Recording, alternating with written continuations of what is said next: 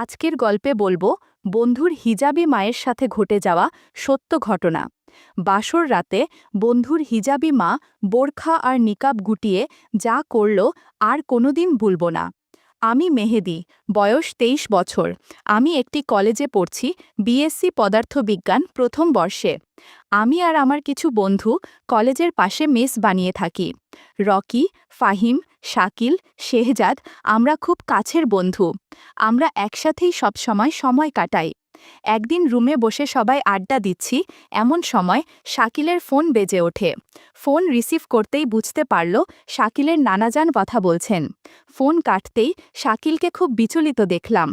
আমরা জিজ্ঞেস করলাম, কোনো সমস্যা হয়েছে কি বাসায়? ও বলল, মনে হচ্ছে সমস্যা একটা হয়েছে। তা না হলে নানাজান বাসায় জরুরি যাওয়ার জন্য এত তাগাদা দিত না। কথা বলতে বলতেই শাকিলের চোখ দিয়ে পানি বের হয়ে গেল এবং কাঁদতে কাঁদতে বলল, বাবা তো অসুস্থ ছিল, বাবার কিছু হলো কি না? এরপর শাকিল ব্যাগপত্র গুছিয়ে নিয়ে রেডি হলো বাসায় যাওয়ার জন্য। ফাহিম বলে উঠল, শাকিলকে একা পাঠানো ঠিক হবে না, ওর সাথে কারোর যাওয়া উচিত।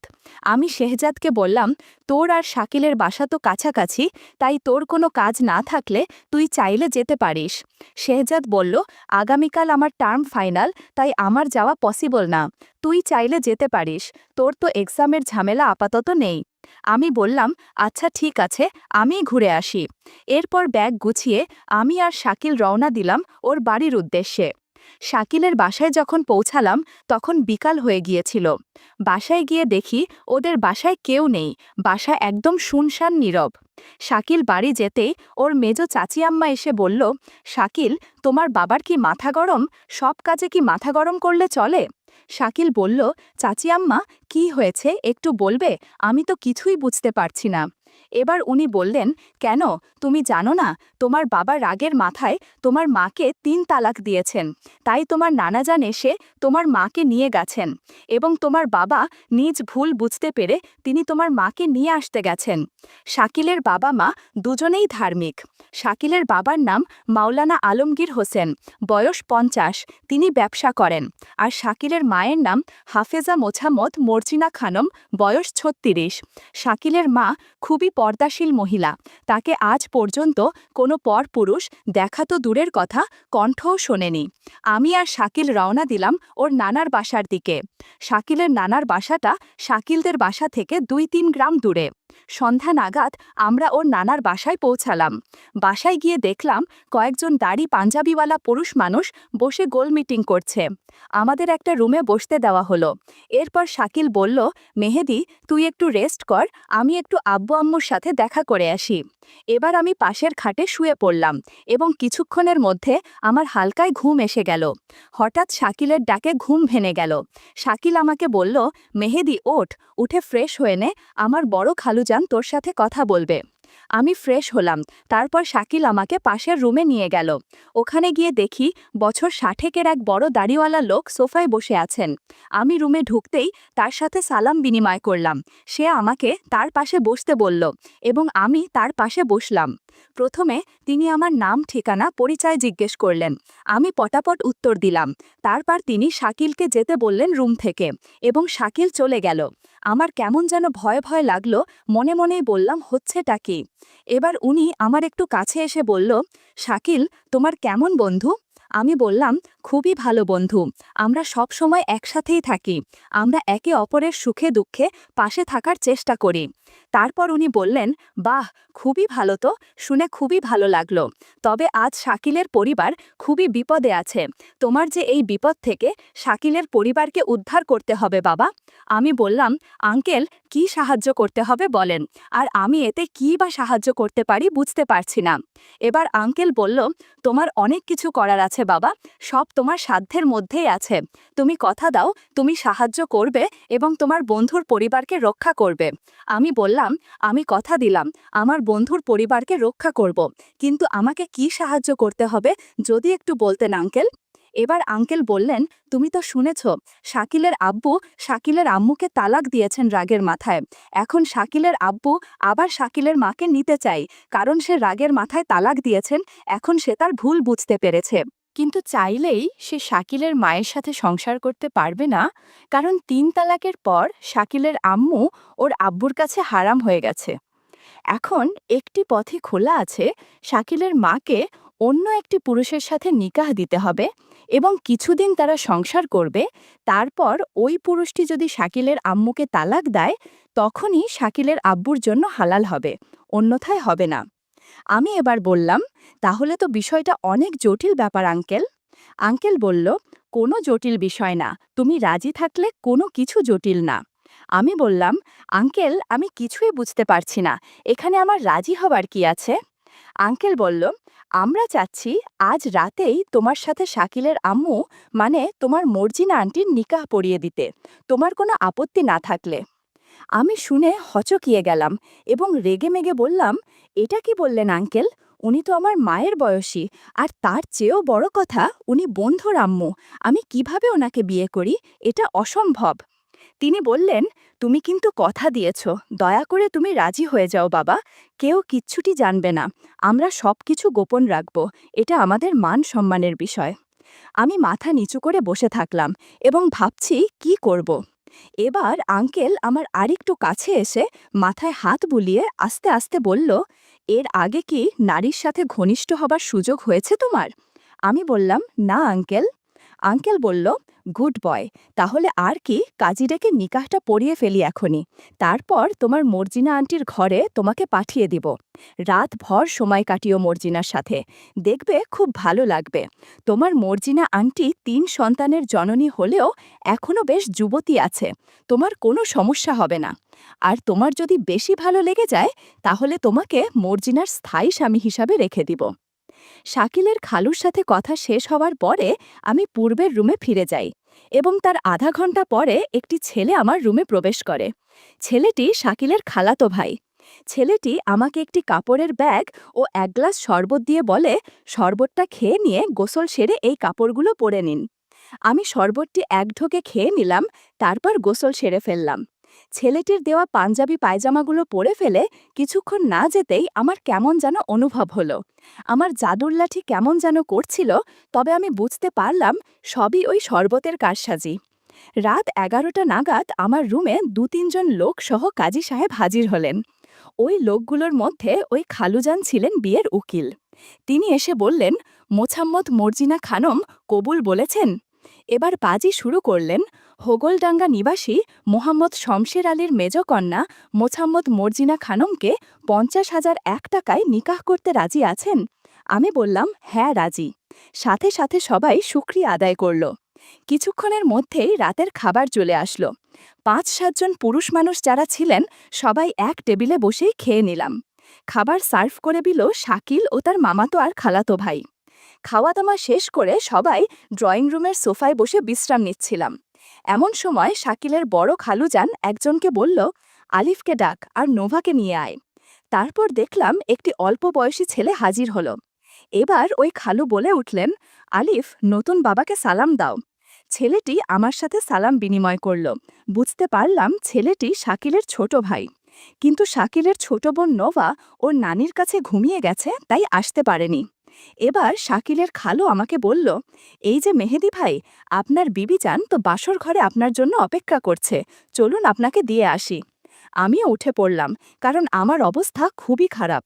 ওই শরবত খেয়ে অলরেডি শক্ত হয়ে আছে। আমি ওনার সাথে বাসর ঘরের উদ্দেশ্যে রওনা দিলাম। ২য় তলার কর্নার রুমে আমাকে ঢুকিয়ে দেওয়া হলো। আমি ঢুকেই দেখলাম আপাদমস্তক কালো, খিমারে ও হাতমোজা পরিহিত একটা স্বাস্থ্যবান মহিলা চুপ করে বসে আছেন। তিনি আর কেউ নন, তিনি হলেন আমার প্রিয়তমা স্ত্রী হাফেজা মোছাম্মদ মর্জিনা খানম। ঘরে ঢুকেই সালাম বিনিময় করলাম দুজনেই। তারপর আমি বললাম, কেমন আছেন? মর্জিনা বলল, ভালো। ওনাকে দেখে অনেক বিচলিত মনে হলো এবং ভয়ে থরথর করে কাঁপছেন ও ঘেমে একাকার হয়ে গেছেন। এদিকে আমার অবস্থা করুণ। আমি একটু এগিয়ে গিয়ে ওনার পাশে বসলাম আর পট পট করে ওনার মুখের নেকাব খুলে ফেললাম। ও মাই গড, মর্জিনা খানম যে এত সুন্দরী আমি কখনোই ভাবিনি। আসলে হিজাবি নারীরা যেন অসম্ভব সুন্দরী এবং আকর্ষণীয় হয়। কি কপাল, এই এলাকার নামকরা মৌলবীর হিসাবে বিবিকে আজ আমি নিকাহ করেছি। জমিয়ে গল্প করা যাবে।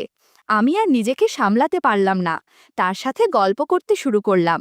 উনি একটু ইতস্তত বোধ করলেন। প্রায় 10 মিনিট পর তার বোরখা হাত মোজা একপাশে রাখতে বললাম। এমন সময় মর্জিনা বলে উঠল, প্লিজ আজকে যা হয়েছে ততটুকুই থাক। আমি খুব আনইজি ফিল করছি, কারণ আমি আমার স্বামী ছাড়া কোনো পুরুষের পাশে থাকা তো দূরের কথা, কথাও বলিনি। আমি বললাম, দেখুন আপনার সাথে আমার নিকাহ হয়েছে, প্লিজ আপনি বিষয়টা একটু ভেবে দেখেন।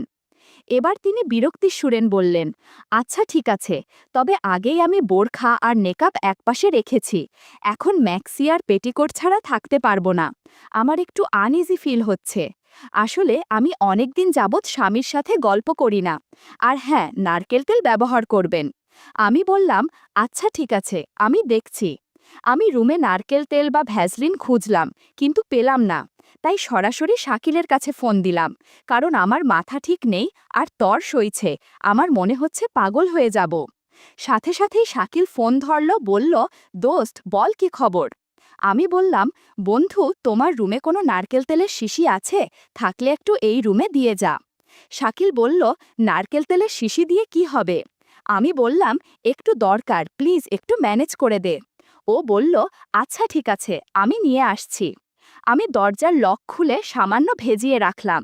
মর্জিনা খানম দেখলাম শুয়ে আছে, আমার দিকে তাকাতে লজ্জা পাচ্ছে। এমন সময় দরজার সামনে দাঁড়িয়ে আমাকে ডেকে উঠল শাকিল, বলল, মেহেদি নারকেল তেলের শিশিটা নে। শাকিলের আওয়াজ পেয়েই মর্জিনা আর আমি দুজনেই নিজেদের গুছিয়ে ফেললাম।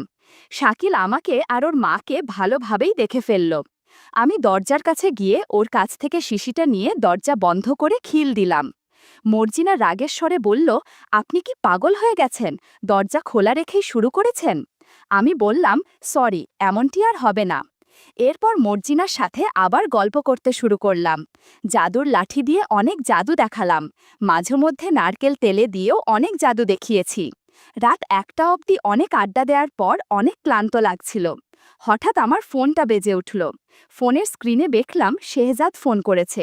বিষয়টা বুঝলাম না, রাত 1টা বাজে, এখন শেহজাদ কেন ফোন দিচ্ছে। শেহজাদ কি কিছু জানতে পেরেছে। আমি বিছানা থেকে উঠে ফোনটা রিসিভ করে বেলকুনিতে চলে গেলাম। ফোনের ওপাশ থেকে শেহজাদ বলল, কিরে ফোন ধরিস না কোনো, বন্ধুর মায়ের সাথে এত গল্প করলে হবে, আমাদের কাছ থেকে মতামত তো নিতে হবে। আমি অবাক হয়ে বললাম, তোকে এসব কে বলল, তুই এগুলো জানলি কিভাবে।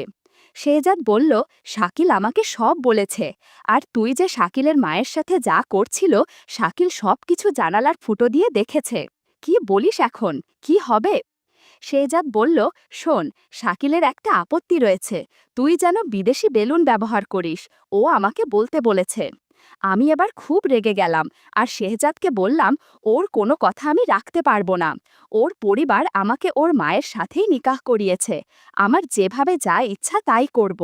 এই বলে ফোন রেলেন। ঘুম যখন ভাঙল তখন ঘড়িতে সকাল 9টা বাজে। দেখলাম রুমে আমি একাই, মর্জিনা খানমকে কোথাও পেলাম না। কিছুক্ষণ শুয়ে ফোন চপতে থাকলাম। এমন সময় শাকিলের খালাতো ভাই এসে বলো, এই যে নতুন খালু, সারা রাত তো আনন্দ করেছেন, এখন নিচে চলুন, নিচে গিয়ে নাস্তা করবেন, আপনার জন্য সবাই অপেক্ষা করছে, ফ্রেশ হয়ে নিচে আসুন। আমি ফ্রেশ হয়ে নিচে গেলাম।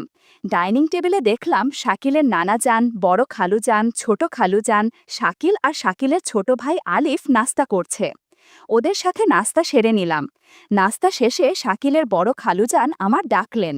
তিনি আমাকে একটু কাছে টেনে বললেন, কি ভাইজান, কেমন লাগলো শাকিলের আম্মা। আমি বললাম, উনি অনেক ভালো। উনি বললেন, গত রাতে কিছু করেছ।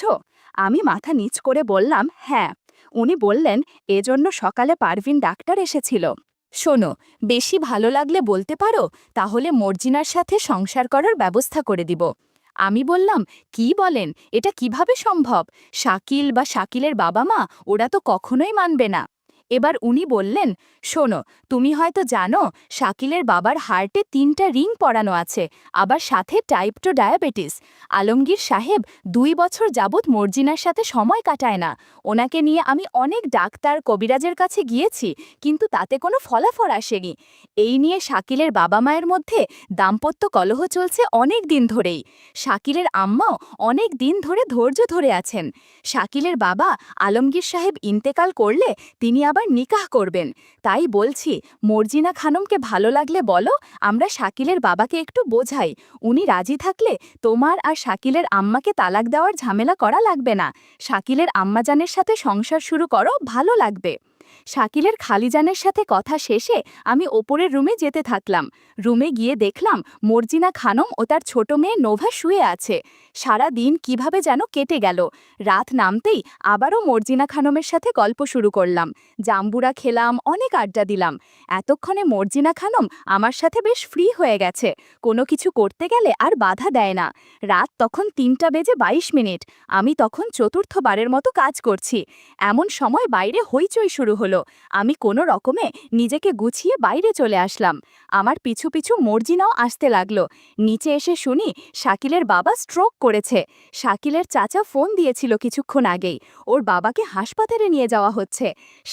শাকিলের মা সহ সবাই কান্নাকাটি করা শুরু করলো।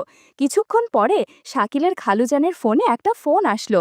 শাকিলের খালু ফোন ধরতেই ওপাশ থেকে একজনের কথা শুনতে পেলেন, এবং তার কথা শুনে ওনার মুখ ফ্যাকাশে হয়ে গেল। উনি মাথা নিচু করে বললেন, শাকিলের বাবা ইন্তেকাল করেছেন। সারা বাড়িতে শোক নেমে এলো।